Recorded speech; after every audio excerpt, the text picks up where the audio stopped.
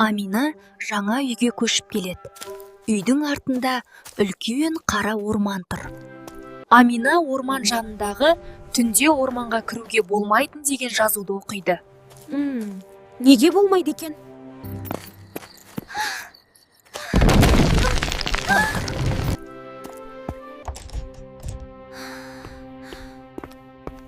Амина қорқып ас бөлмеге кіреді.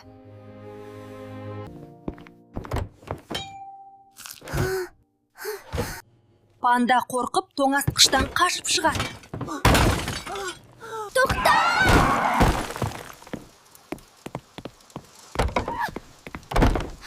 Панда тікелей тыйым салынған орманға кіреді.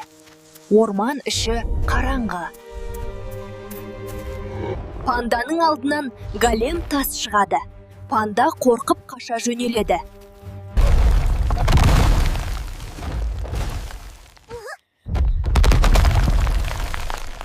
Екеуі арбаға отырып, орманға кіріп тоқтайды. Голем ішке кіре бергенде тас жарқырап кетеді.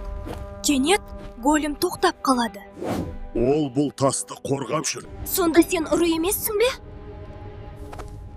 Мен тек тамақ іздедім.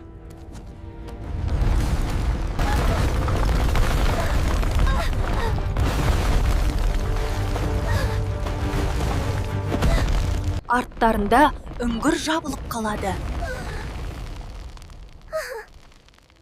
Түн тынышталады. Екеуі үйге қайтып келеді. Амина пандаға торт береді. Панда қуанып жей бастайды.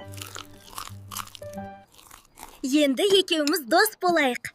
Көптеген жаңа заттармен танысатын боламыз.